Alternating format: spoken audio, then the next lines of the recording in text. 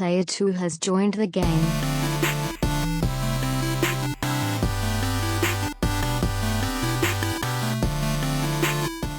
Hey, yo, what's up, everybody? Welcome to episode 291 of the Two Player Co-op podcast. As always, I'm one of your hosts here, Kevin, along with my brother from my mother, who is virtual again this week, Sean. How we doing? Fantastic. If this is the first time you're seeing, hearing, or listening to us, this is the Two Player Co-op podcast, where just about every week, two brothers get together to tell you everything you need to know about in the world of video games. If you like that, make sure you like the video, subscribe, share it with your friends, family, and everyone in betwixt. If you really like us, you can go to patreon.com/2playercoop, where for just $1, you can become a booster, where you can get the podcast live one day early before it goes public. $3 makes you a sponsor, where you get a bonus episode every month. Great value, if you ask me. $5, also great value, makes you a producer, where you can watch us record the podcast live on YouTube. $10 makes you an affiliate, where you get a monthly Q&A episode where we will submit for your inquiries and we will answer them, like we're about to do after this podcast. And they don't have to be video game related. They can be about, we've got movies, we've got video games, we've got mild sauce, and I'm very happy about that. $20 makes you a partner, where you can choose the bonus episode topic and record with us if you so choose. Some of our patrons deserve a shout out, just like our affiliate, James Solar. Also, make sure you check out James Games and More on YouTube. Sarah Solar, John Tingley, Derek Bamford, and Mom, who will probably never watch this live, but you never know. Also deserving a shout out are our producers, Steve Appleton, Aunt Sue, Dustin Downs, and Chris Peralta. Also, make sure you check out PS Rewind on YouTube as well. If you like cool t-shirts and the like, you can go to teespring.com/stores/2playercoop. Sean, yeah, do the thing. I'm really tired. Do you want to know why? Yeah, samesies. Yeah. Yes, Kevin. What you doing? I was chilling at the La Quinta Inn. Who you with? Me and my wife after we dropped off the kids. What did you do? Suffered from insomnia after getting some din. One thing leading to another. I didn't get no sleep. That's for you, Rasan. Was that for, I was going to say, was that for Rasan? That's for Rasan. And yes, I had to write it down ahead of time because I was trying to think of it in my head. And I was like, I'm never going to remember all this. So I had to write it down. Horrible insomnia last night. We took our kids to camp about 6.5 hours away. Went out to dinner with the wife, had a good time. We were both exhausted from packing the night before up till about midnight. And I was like, I'm so tired. I know I'm going to sleep fine. This is going to be great. But then Jess said something. She's like, oh, I should have brought like the, Tylenol PM, whatever. And I was like, yeah. And then in my head, I go, yeah, sometimes when I'm really tired, I can't sleep. Oh, well, lie down on the bed. Not comfortable at all. Stiff as a board. I'm like, well, my back already hurts from driving for 6.5, 7 hours. So this is going to be fun. I dozed off a couple times for a few minutes and woke right back up. Finally it was like somewhere between 2:30 and 3, I fell asleep, woke up, and I had a dream about my college computer science professor, Doug Baldwin, for some reason. And I was like, why did they get rid of the Seattle Seahawks? No, not that Doug Baldwin, but I was like, why did they get rid of computer science? Why are you doing math now? And then I woke up and it was a little bit before 6. And I was like, well, at least I got some sleep, because I'm going to have to wake up, get coffee, and drive another 6.5 hours home. By the way, through the mountains. Not cool. Going through the Ozarks. I didn't see Jason Bateman. I haven't seen the show. No spoilers. I will watch it though. And it was basically a monsoon for most of it. Also fog everywhere. Fog so thick that when I'm going through the mountains, you couldn't see maybe 100 feet in front of you. Horrible. Just got a picture of it. I fishtailed at one point. I thought we were all going to die. It's been a long couple of days. But I'm here. I survived.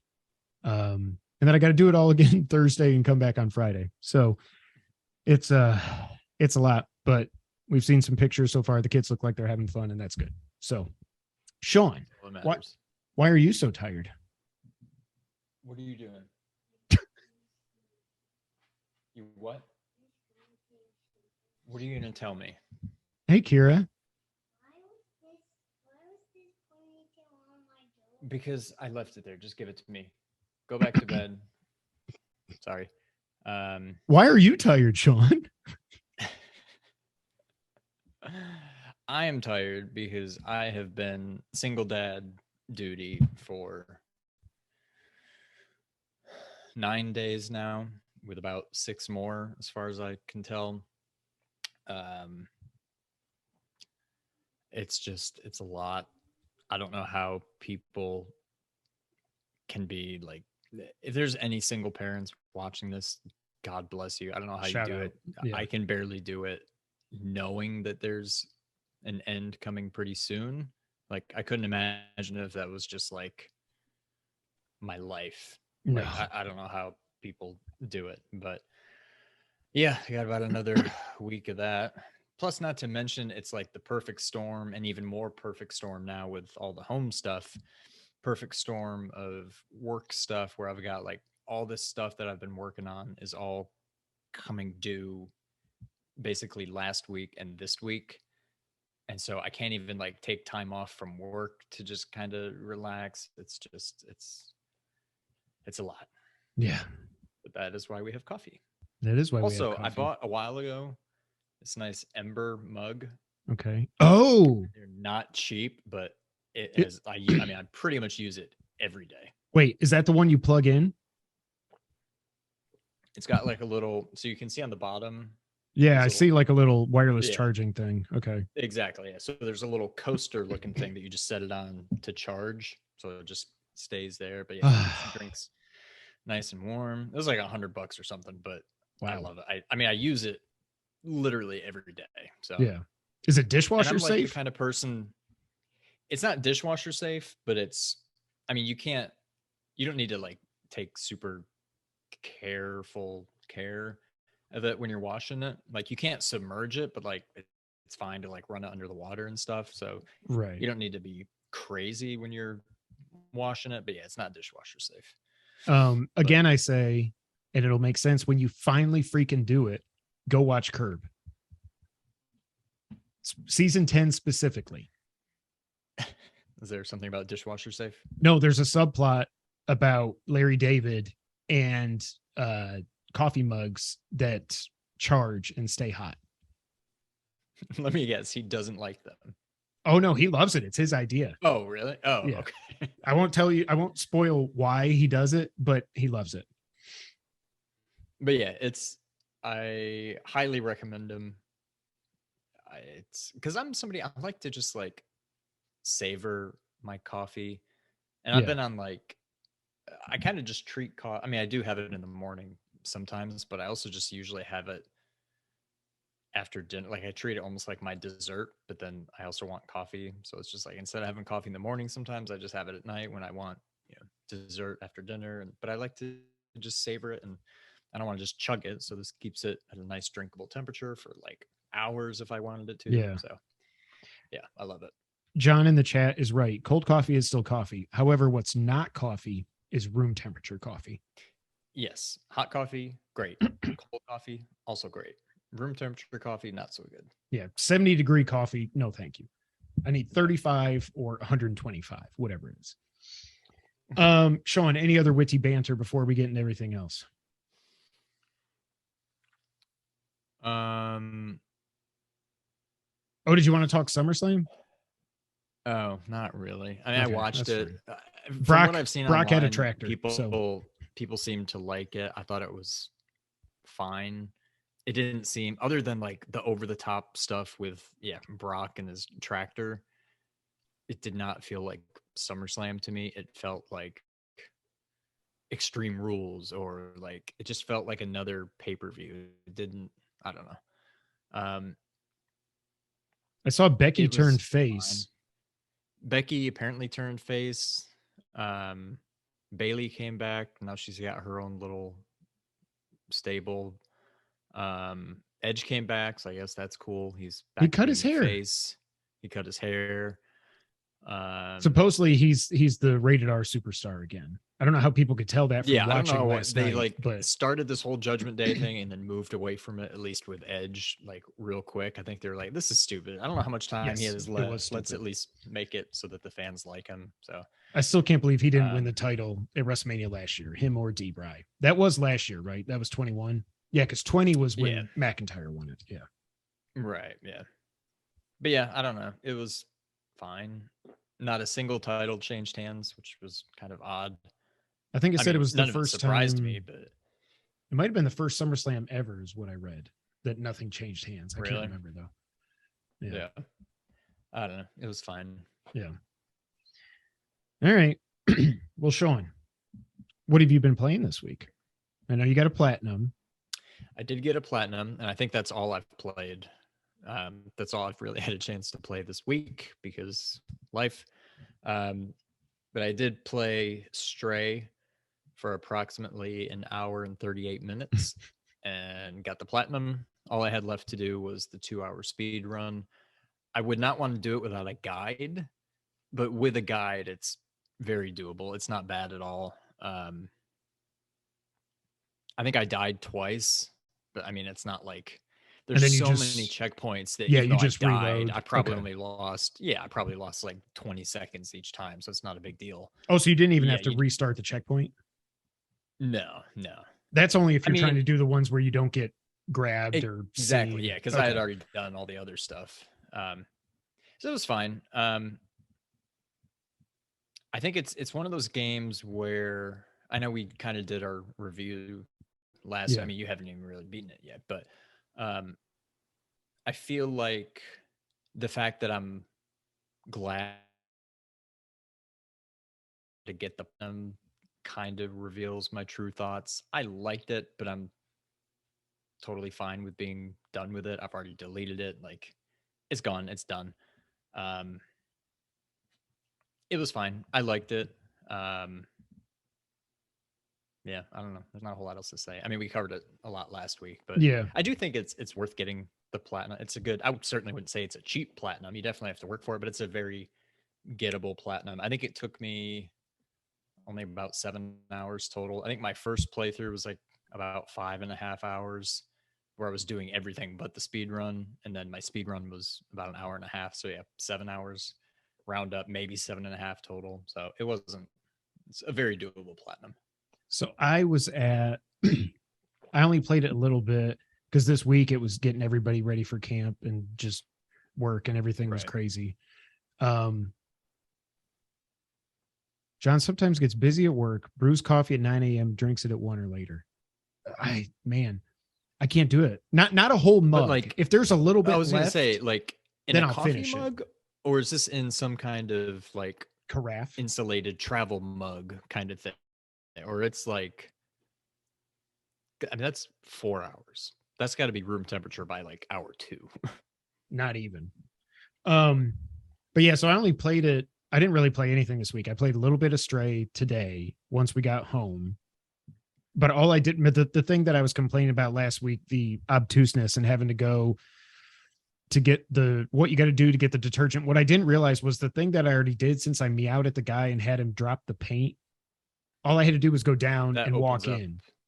I thought it was like, you got to meow, jump down, get it before the guy closes the door. But I went up there to meow at him again. He's like yeah, he's pretty much out there, I think, permanently now, just scrubbing the ground. Yeah. So all I did was I fixed the tracker. I got into the forbidden area or whatever, the sewers or whatever it is. And then I stopped before I could tell that Papa was going to give me the next story beat. And I was like, I got to go shave and get ready to podcast and stuff. So I just said, I'm done for now. But did I just hear Bella?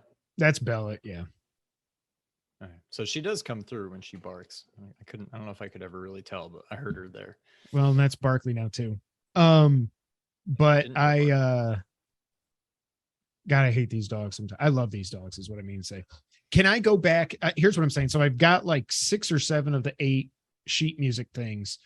Is there a point where I can't go back and get the rest of that stuff and the memories and all that crap? Or do I have free reign of the entire city until I actually beat it?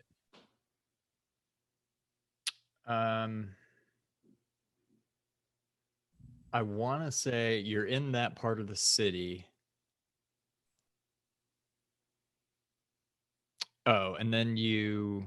Okay, so tell me what was the last thing you did? I went into the sewer and I found Dad, Dad. the robot dad, who's got the weapon. So I think next he's going to go tell me I got to go take one of the power plugs and move it to where the weapon Okay, so you've is to charge already. it or something. Okay, so you're further. So you've already been the guy with like the flamingo shirt. You talk to him, he lets you out kind of the back window where you have to put the thing on top of the tower and then you come back. Okay, so you've already done the city or that part of the city. You've left and you've been back. If you leave again, there you cannot come back. Okay, so then I need to just, before I go any further, I need to find the other sheet do music. all those collectibles in that okay. area. Make sure you got all the memories. Yeah. Is there any? Okay, but there's memories throughout the rest of the game too. It's not all just in the city. Yeah, and there's other things that aren't really I would go ahead and just look up a guide, honestly. There's other things. I got to sleep for an hour. I know that. Yeah, there's a handful of places you nuzzle can up against the game. robots, all that kind of crap. Yeah, so you can get all but one. So I think you need 5. Yeah. And you can get all but one in that area. But you have to do it 5 times, but there's probably like 7, 8, 9. I don't know. There's probably more than enough robots to do it, but I would maybe go ahead and just get at least a few of them done in the city before you leave, just in case. But I've done at least 3. Yeah, there's definitely stuff that can be. Oh, okay. Yeah. So yeah, you're probably fine. Have you been scratching in every chapter? Every time I see it. Yeah. I see when I get to a club, I gotta scratch. I gotta be a DJ and scratch a record, I guess. So I haven't found that yet. Yeah. So I don't know when that's happening. That's late. That's like chapter 9 or 10. But I mean, I like it. It's definitely not. I hear some people saying that it is their game of the year, or at least their indie game of the year. And I'm like, have you played Infernax? Have you played Ninja Turtles? Have you played Tunic? Like, Tunic to me isn't as good as everyone else thinks. With this game, like, this doesn't look like it's, Unreal Engine 5. Like, it looks good, but it's not like it's crazy good. But it looks good.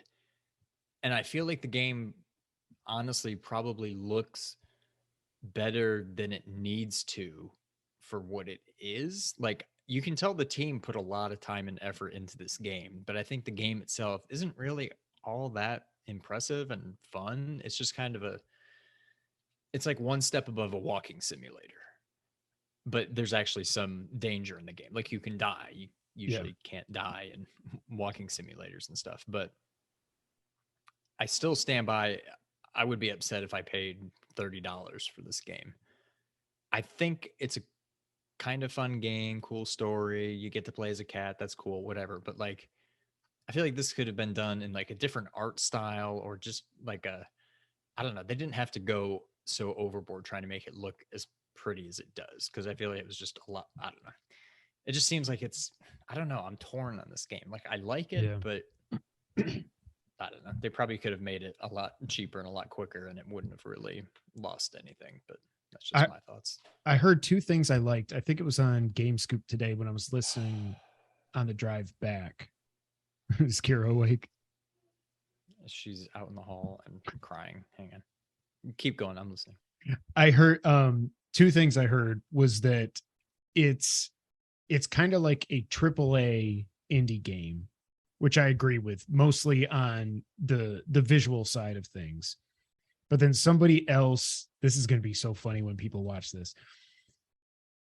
Somebody else said it's essentially, and I didn't think about it this way until I heard it, it's essentially a point and click adventure, except instead of pointing and clicking, you're controlling a cat. Like, there's not a lot, like, you can only jump where the X pops up, which I think was the right way to do it. I think I said that last week. If you could just jump anywhere, then I think you'd break the game. And I think the devs have said at some point that they tried that.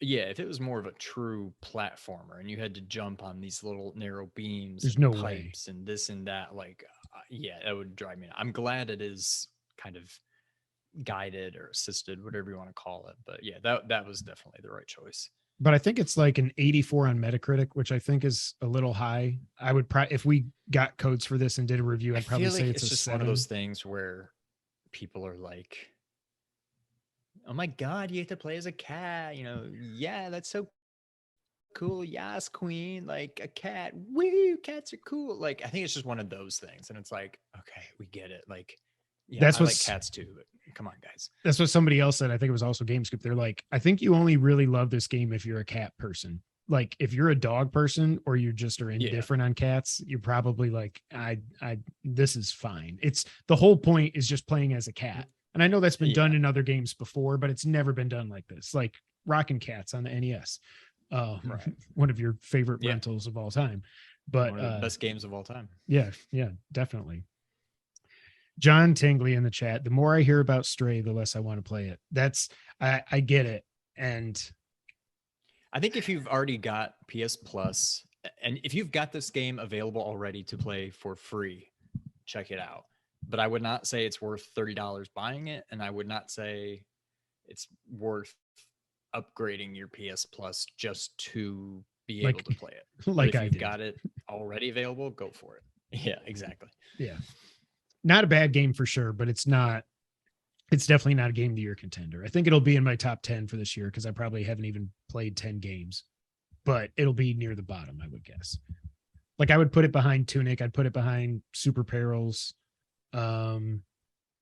Derek made Rockin' Cats. What's up, Derek?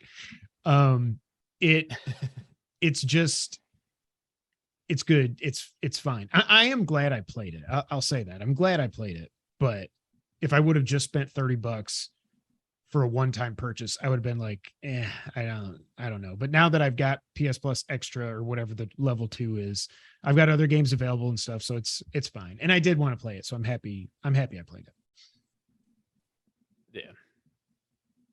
All right. But yeah, that's all I've played. So Sean, you want to get the news of the week? Let's do it.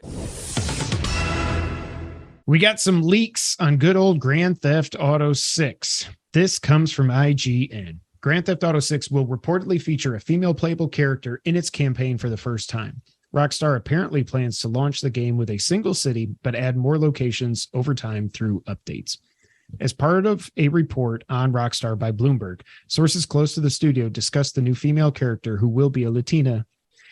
I don't know why it's who will be Latina, period. The character will reportedly be part of a pair of bank robbers in a story influenced by real-life criminals Bonnie and Clyde. Female protagonists have previously only been available as custom characters in GTA Online, never in the game's single-player campaigns. Rockstar co-founder Dan Houser, who has since left the company, previously indicated the company was thinking about a female lead as far back as 2013. The report also indicates that the launch version of GTA 6 will begin first with fictionalized Miami and surrounding areas, presumably a return from Vice City. Yeah, you think so? But will be updated with, quote, new missions and cities on a regular basis, end quote.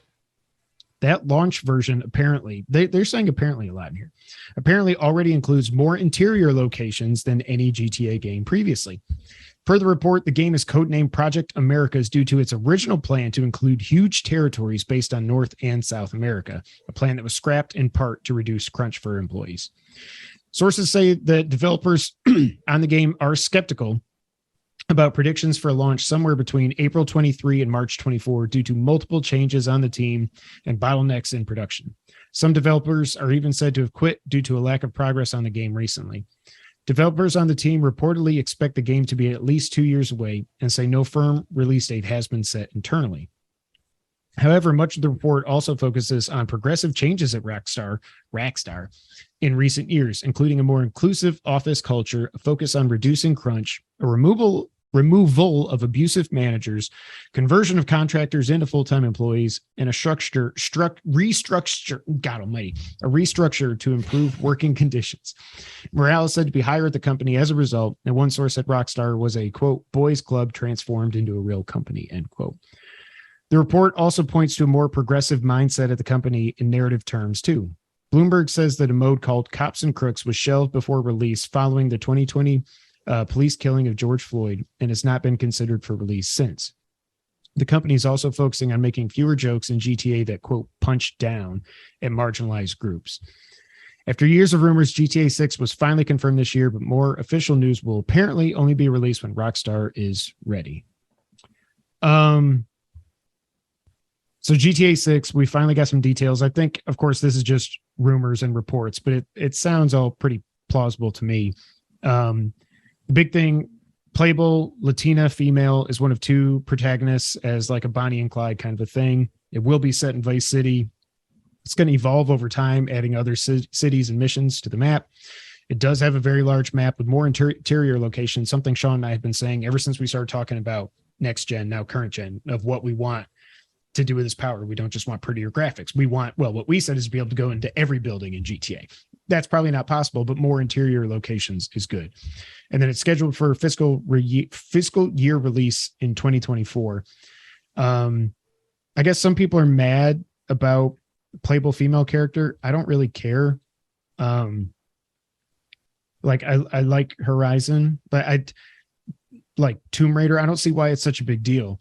The thing I wonder more about is the whole the jokes and the punching down, and a lot of the writers that worked on GTA when it was at its best are no longer there.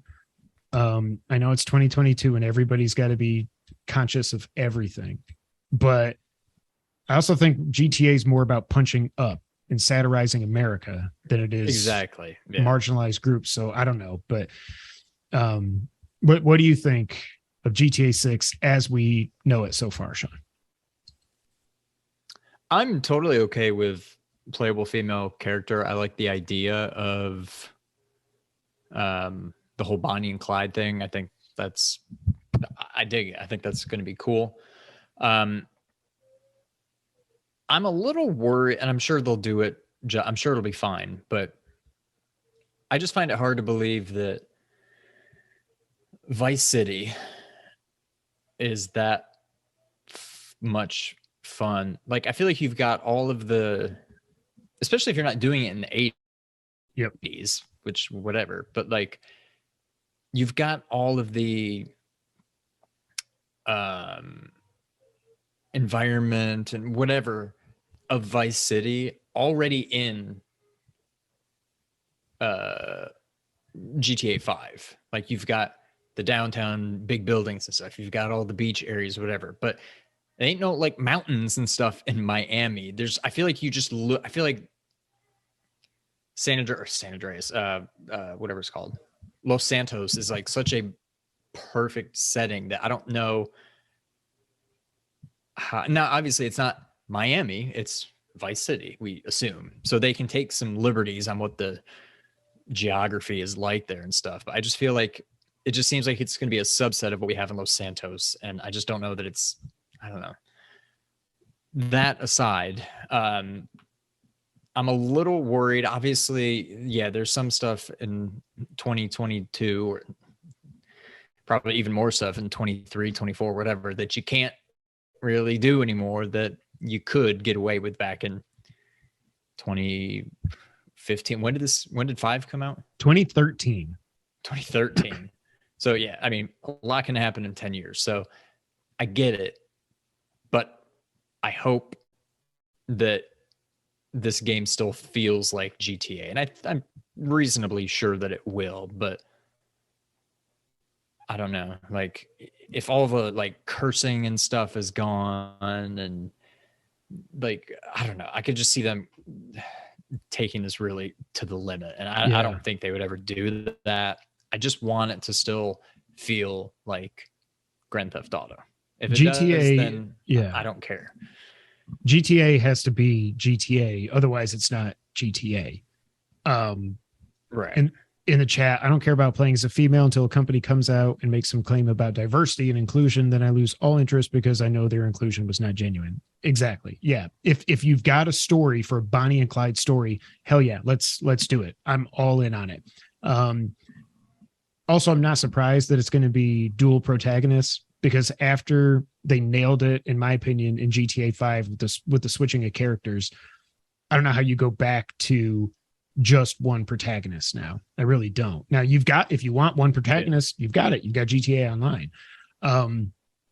The other thing for me, I like the whole, you don't need to include in GTA 6 off the jump Vice City and San Andreas or Los Santos and Liberty City. Like, we don't need all that at launch. Don't make this game take 10 more years to come out because of that. Just make the core story, do whatever you're doing to GTA Online, which is the other thing I'm almost more curious about that than I am the single player, because I just assume they're going to get the single player right. I just wonder what the heck GTA Online is going to be, because they're working with the bones of a game that came out in 2013 there. They've added some stuff. They had like the Cayo Perico heist or whatever it was called, where you fly to another island, but that's a self-contained thing. You can't just like steal a plane or a chopper and then fly over there. So I'm really interested to see what they end up doing with GTA Online 2 or whatever. Hopefully, my big thing is you better be able to keep your progress and go over to the new game. Otherwise, they're going to piss a lot of people off, and I think they know that. Yeah, in the end, I'm honestly quite a bit more interested in GTA Online or whatever the equivalent. I mean, I guess it'll still be GTA Online, but whatever that is, I'm probably going to just do that a lot more than the single player anyway.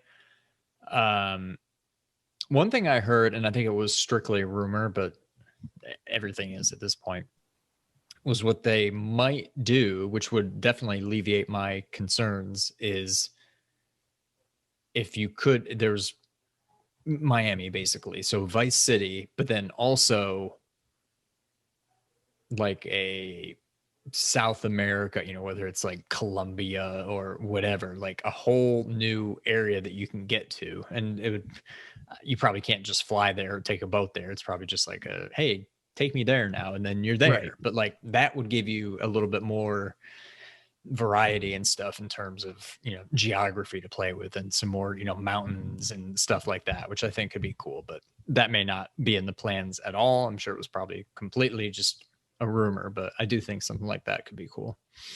I agree. And I do agree with Vice City too, like setting it there. If it's not in the 80s, I don't know what's interesting about Miami right now. If it's present day, which I assume it's got to be present day, you got to have cell phones and you got to have the internet. You got to have all that stuff. But yeah, you can't do it not in the present, but you lose something by not having it set in the 80s, I think. Right. John in the chat says, I'm sure a PG-13 version of GTA will be great. Look at RoboCop 3 and RoboCop Remake. Everyone loved them. Also, since we're live streaming this for patrons, Derek asks, how much 3DS do you play to have Citra on your taskbar? I've only got it for one game that we're going to be doing a Let's Play series on pretty soon that I can't wait for. And you could, if you know us, you can probably guess what that is. But I have it there because otherwise I'm going to forget what it's called. And I'm going to be like, crap, what was the name of that 3DS emulator I've got? Because I've got a couple of them, but it seems like Citra is the only one that works pretty well. But yeah, GTA 6, I doubt, to me, it feels like 25 at the earliest, honestly. I don't know about, 23 to 24. That seems way too ambitious, but no chance. Yeah. Maybe 24, but certainly not 23. Yeah. All right. Let's talk some sad news, Sean. Apparently the KOTOR remake has been delayed indefinitely. This comes from Push Square. The Star Wars Knights of the Old Republic remake, which is a PS5 console exclusive, has reportedly been hit with a very significant delay after two important members of the team were fired. Development of the remake is now said to be, quote, on pause, according to sources speaking to Bloomberg journalist Jason Schreier, who had a big week this week. With a more realistic release window now being 2025. The report says Aspyr Media was preparing an internal demo of the game to share with Sony and Lucasfilm. This was completed earlier this year on the 30th of June, but the following week after the presentation, design director Brad Prince and art director Jason Miner were fired from the company. According to Schreier's sources, Aspyr Media studio leads explained to staff that the internal demo, quote, wasn't where they wanted it to be and that the project would be paused, end quote. It also suggested a disproportionate amount of money was put into the demo, and that, of course, wasn't sustainable. The firing that follows was unexpected, according to Miner. As a result, Aspyr Media is now looking, quote, for new contracts and development opportunities, end quote. Saber Interactive was brought on board to aid with development back in May, and it suggested that the developer could now take over production of the remake entirely. With Sony publishing the title, it will have had a large part to play in choosing what happens next with the project. After 3 years of development, the original plan was apparently to release the game this year.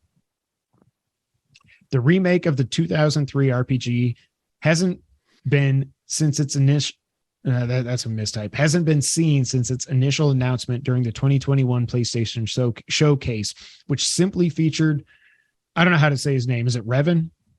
With a red lightsaber. I always thought it was Revan, but I have no idea. That featured Kylo Ren with a red lightsaber.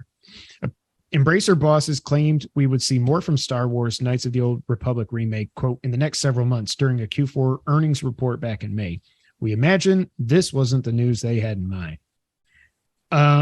So the big thing, it's indefinitely delayed. This is not good. I don't think this game is indefinitely delayed. I think this game is dead. Yeah, I wouldn't be surprised if it never sees the light of day now.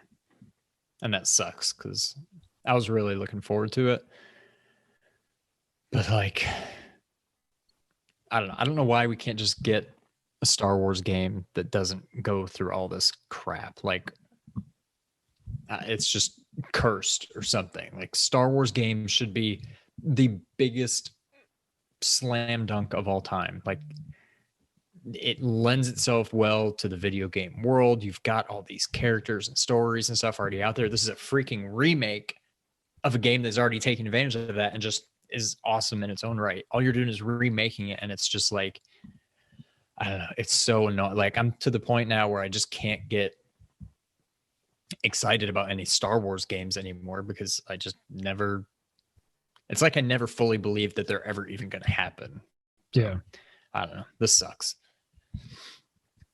John Tigley in the chat. Here's my KOTOR dream. Sony buys Square, and they put the Final Fantasy VII remake team on the KOTOR remake.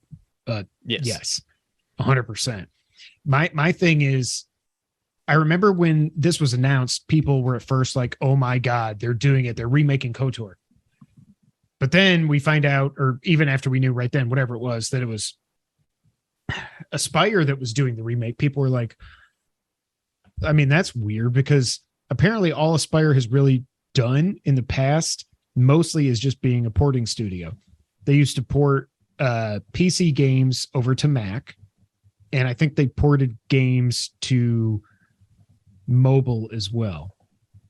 I think they actually ported the KOTOR game that you can play on iPad that James has been playing. I think I am almost tempted now. Like, I never played the original, and I wasn't going to because I'm like, I might as well just wait. And now I'm like, well, I don't know. Maybe I should just go ahead and play the original now. I don't think there's any reason to. I have a bad feeling about this. That I'm not even trying to. I wasn't trying to do the Star Wars thing, but I've got a bad feeling. You did. About this. Like, yeah. I don't think it's coming. It just, we've seen this before, so I don't know. It's well, and what I've heard is that KOTOR does not hold up. I know we always joke. Well, we always talk about Metal Gear's controls and how they don't hold up. I've heard KOTOR is even worse. That it's not unplayable or anything like that in its current state from 20 years ago, but it ain't good. Not that it's not a good game, but the controls are just like unbearable from what I've heard. Yes, go hand deliver a message to them. Tell them to get off their asses and fix this, or just actually tell them to go away. It's frustrating. Like I've never played KOTOR, didn't have an Xbox, and I don't want to go back and play it now. I was super hyped for this remake. And the fact that they thought this game was going to come out this year, no way in hell that was ever happening. That was like when they said God of War was coming in 2021. We were all like, yeah, okay, yeah, sure. That's literally has zero chance of happening. It's not going to happen. Right. I guess at this point, I will be shocked, absolutely shocked if this game actually ends up coming out, unless Sony does pull their weight and just, or not pulls their weight. What's the phrase I'm looking for? They play their hand. They They do something to say, we're giving this game now to Studio X. And I don't think it should be Guerrilla or Naughty Dog or anything like that. They don't do that. But there's got to be someone. I mean, Blue Point is the one that would jump to my mind, but they're already working on, we think, one remake and one new IP, although their wording around that has always been confusing. So I don't know. John says play KOTOR on a PC. I just don't want to. I want new KOTOR. Not KOTOR. All right. And the last item on the news list, Sean, after he hits his camera, we got some updates on PSVR2, and I keep getting more and more excited for this. All this comes from the PS blog. The first thing they talked about is see-through view with PSVR2, and it's interesting. So they go PS space VR2. I always just write it PSVR2, one word, but whatever. Yeah, same. You can see your surroundings while wearing the headset with our new see-through feature. It comes in handy when you want to easily check where the PSVR2 Sense controllers are in your room without taking the headset off. I guess I didn't think about that. That does make sense. Thanks to PSVR2's embedded front cameras, users can press the function button on the headset or use the card in the control center to switch between viewing your surroundings or viewing the content on PSVR2. The see-through is just for viewing only. There's no recording option. That is legal speak right there, because you don't want people just going around like I could see how bad that could go if you could record with the front cameras on PSVR2. You can also broadcast yourself while playing. A new broadcast feature for PSVR2 will allow you to film yourself while playing by connecting a PS5 HD camera to the console. It's a great way to show your movements and reactions during a boss battle and share your reactions with fellow gamers as it happens. Jim Ryan, fellow gamer. Customized play area. The play area for PSVR2 can be customized by using the PSVR2 Sense controllers and the embedded cameras. The cameras allow you to scan the room, while the PSVR2 Sense controllers allow you to expand and further customize the play area to fit your play style and room environment. While playing, if you get close to the boundary you have set up, you will receive a warning that you are closely approaching the play area boundary. You can modify your settings anytime while the PSVR2 is connected. Once you set up your play area, the settings will be saved unless you move into a different play area. So I wonder, can I like scan if Barkley's on the floor there? Can I scan him and be like, hey, don't let me step on this dude when I'm playing? You also get VR mode and cinematic mode. VR mode, players can enjoy VR game content in a 360 view in a virtual environment. Content will be displayed in 4000 by 2040 HDR video format, or 2000 by 2040 per eye, with a 90 hertz and 120 hertz frame rate. That's very good. I mean, it has to be.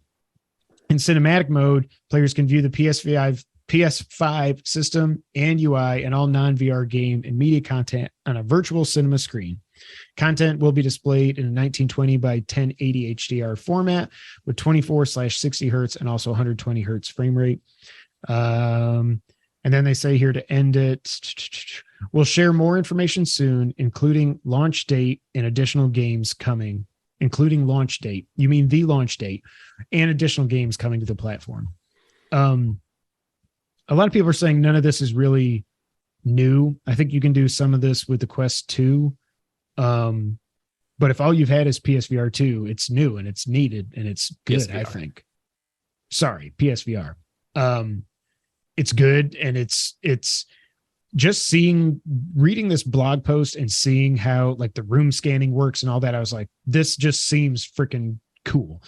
The other thing I just wrote down here, instead of putting it in the wrap up, is that also this week it was announced by Meta that the Quest 2 is increasing in price by $100.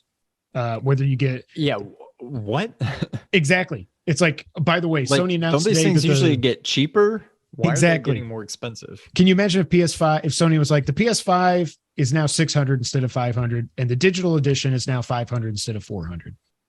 People talking about how, you know, the chip shortages, and they're losing billions of dollars on VR. So they're like, what the heck? We'll just increase the price by $100. I've never heard of anything like this happening before in my life when it comes to existing hardware. I'm not talking about scalpers selling the PS5 for $800 or anything like that. I'm saying MSRP increasing in price on technology, especially technology that's been out for almost 2 years now. So Right. The fact that those are going up to $400 and $500, I think at this point we can say, I've always said my hope would be PSVR2 is 300. I don't think that's plausible. My guess is that it's 400, and my worst case scenario is that it's 500. And now I think 400 probably. Yeah. But Sean, what did you think about all the updates we got on PSVR2, and where's your hype level at now? I mean, it's through the roof, and it has been. I mean, this is cool. I like these things. I think the see-through thing is a nice touch, like a nice quality of life thing.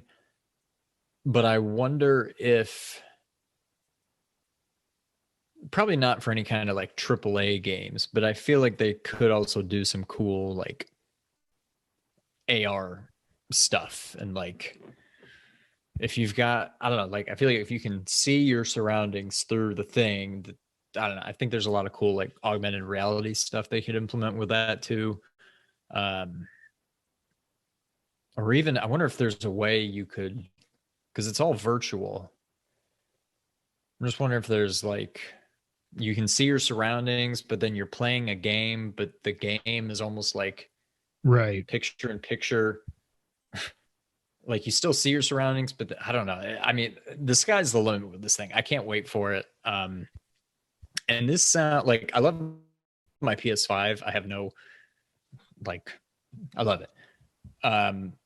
But this actually feels, at least compared to like PSVR 1, like an actual new generation of console, if you want to call it a console. PS5, I still don't think we certainly haven't peaked as far as what that hardware can do. It's just kind of a better, stronger, faster. Harder. PS4. This actually feels like there's new things you can do with this compared, like, I don't know. I'm really excited about this. It actually feels like a new generation console, which again, I don't know. It's hard to, I don't know. When you actually look at consoles and how much they've changed or how little they've changed, it's just like, hey, better graphics. And this is like a whole new system to me. I cannot wait for it. The one thing I was thinking when you were talking about implementing like the see-through camera into games, I could see Kojima being like, you got a boss fight. He makes Metal Gear VR, and then Psycho Manus disappears. And the only way you can fight him is to switch to the see-through view. And then he shows up in your living room and you're like, you got your dual sense, whatever they're called. Pew, pew. If Kojima ever makes a PSVR game, PSVR2 game, I mean, all bets are off. Like, I wouldn't even begin to know what to expect out of that game. Yeah, I could see him doing something like that. I could see him reading this blog post and going, you like to play Castlevania? I see. I could see him doing something crazy with that. All right, Sean, now it's time for the wrap up. Relatively short one this week. Sometimes I get like 30 things in here, but here's the wrap up. It was announced that PS5, I say sales, but technically they say shipments. But I mean, everything that's out there has been sold. They just are. So it's up to 21.7 million units sold. Good for them. I still think it's so weird that, Xbox said they've had record revenue 3 quarters in a row. They're leading in hardware revenue in the North American market, blah, blah, blah. Then just say how many Series X's and S's you've sold. I just, not like from a fanboy perspective or anything. I just wonder, but right. Yeah. Apparently they're never going to release that kind of stuff anymore. Also, it was announced that PS Plus subs have increased to 47.3 million, up from 46.3 million 1 year ago. I wonder, because remember they had a drop after everybody we started getting kind of out of COVID, which we figured it would. People are going to play less video games. Video game spending across pretty much everything has been down this year. So it's good to see that back up for them. I wonder how much the new tiers, if anything, plays into that. But Who knows? PS5's next firmware update is going to be adding 1440p support. So if you've got a PC monitor that supports that, that's big news for you. But then I think the games have to support it as well. So who knows? All this stuff is just too confusing to me. I just give me 4K 60, and that's really all I care about. They're also adding game lists, which is their version of folders on the PS5. I think this is good. So you can have, I think, up to 15 different lists, and you can have up to 100 games in each. So first thing I thought of is a backlog list that I just put like Red Dead 2. I know, guys, I'm going to get to it. Don't worry, I'll get to it. But like any games that are on my backlog, Guardians, Ghost. Yeah, all that stuff. Well, Ghost I at least played. Guardians I played too. Well, you need a platinum. You need a backlog list, and then a platinum backlog list. Horizon and Ghost and Stray. Yeah. I'm gonna get Stray as long as I can do the speed run, because I can get through the thing where you can't get seen and you don't get grabbed at that. I almost did the don't get grabbed one once I knew how to finally control it when they're chasing you. I almost did it my first try, but I was like, I'll go back and reload that checkpoint at some point. It's no big deal. One point of note on that, when I was getting frustrated with it when I was trying to do it, I don't know if it made a difference. Maybe it was just placebo effect or something. But one thing I read online is while you're doing that, it says it's just camera sensitivity, but turn camera sensitivity all the way up. And it seems like it makes it easier to control. So you can kind of zigzag back and forth faster. So if you're struggling with it, try that. See if it makes a difference whenever you get around to it. Also, the firmware adds the ability to compare 3D audio to stereo and some more things. So basically, like if you've got your headset on that does 3D audio, you can say, okay, play this in 3D audio. Okay, now play it in stereo. So you're like, whoa, okay, cool. I don't know why wouldn't you just play it in 3D audio if you've got a headset that does that though? But whatever, that's just me. The guy, and I can't pronounce his name, so I'm not even going to try, and I didn't even write it down, but the guy who was the founder of the Eidos Montreal studio says that Sony is interested in acquiring Square Enix. This would explain why Square sold off basically all their stuff outside of Japan. They think that would make them more attractive for Sony to buy. I don't want Sony to do it. I think all this consolidation is just getting out of control, but this guy, if you're the founder of a studio that was under Square Enix, you probably would be privy to some of these conversations. So I guess don't be surprised if in the next 6 months or something, we get an announcement that Square is joining the PlayStation Studios family. But right now they're getting all the games they want anyways. They're getting Final Fantasy 7 Remake 2, 16. I don't know why you would need to buy them, but whatever. Yeah, I wouldn't be surprised if there's some truth to that. And I'm with you. I don't think not from like a business standpoint or anything, but I don't think they should. Like, I think it's bad for the industry. I'm sure it's good for business, at least Sony's business, but I don't really think they should. But if it means that Xbox doesn't buy them, that's the only reason why I would want them to buy them, is so that Xbox doesn't. Because if I can't play my Final Fantasy games among other on PlayStation going forward, I would be very upset. So agreed. Jeff Grubb has said that EA is working on publishing a single-player open-world Black Panther game. I don't know how I feel about this. I feel like video games are going to start turning into what movies have turned into. Where it's just everything's a superhero game. I don't know that a Black Panther game really sounds that there. I don't know that it sounds that interesting. I mean, this isn't like Batman with a grappling hook and swooping around and Spider-Man, flipping and flopping through the skies. Like, I don't know. And I'm sure if Ernie sees this, he'll hate me, but whatever. Feelings mutual. But I just don't think this sounds that interesting to me. I just would rather have new IP that are not just freaking everything superhero now. And it's just, come on. But we'll see. Yeah. Backbone announced the Backbone 1 PlayStation Edition. It looks fine, but I don't really want to play games on my phone.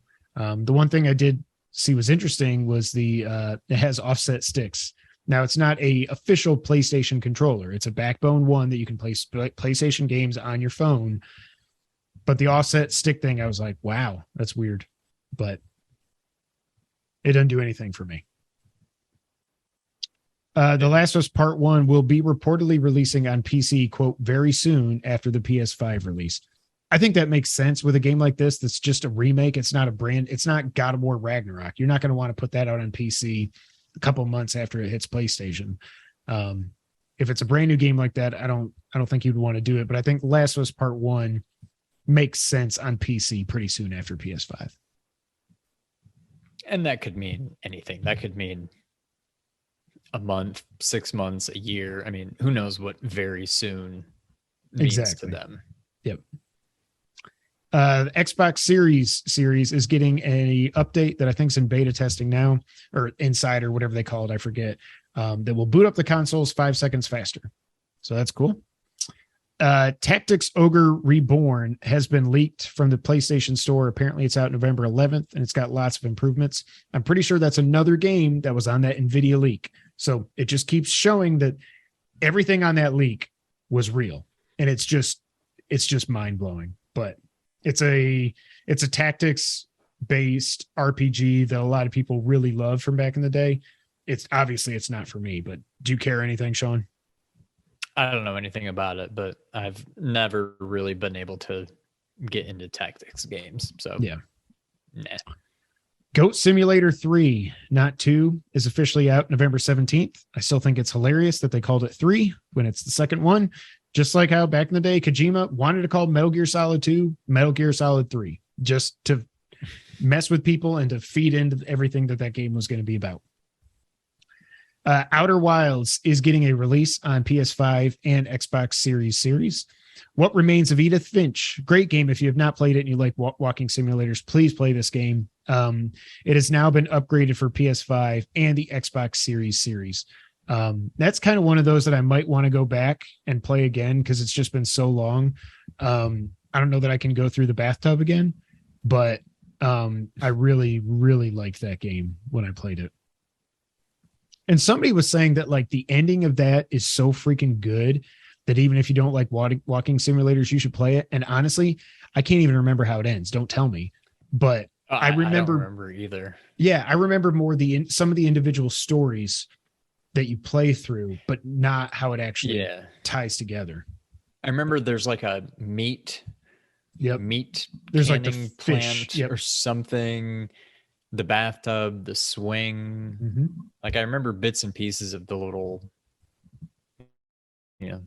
sections, but yeah, I don't know. I could maybe go back and play that again.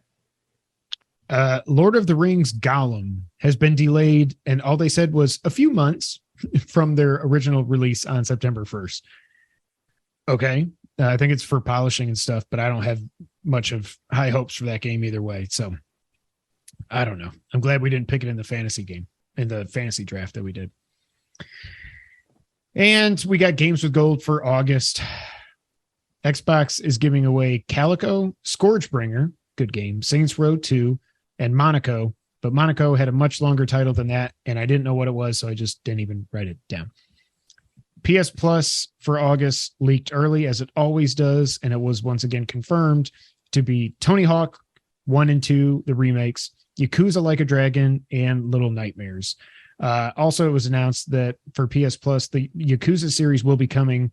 Basically, all the games will be coming to some of them on Extra and some of them on Premium over the rest of this year. So that's cool. I've never played Yakuza. I've heard really good things about this one, but again, it's like a turn-based beat 'em up. I don't do turn-based, and I don't do turn-based beat 'em ups also. But Tony Hawk 1 and 2 for free is great. I think it's easy to say once again, Sean, that PlayStation 1.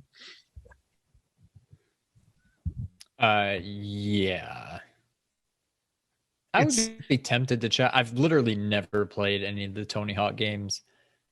I would be curious to check that out. I don't think I knew that's what Yakuza was like.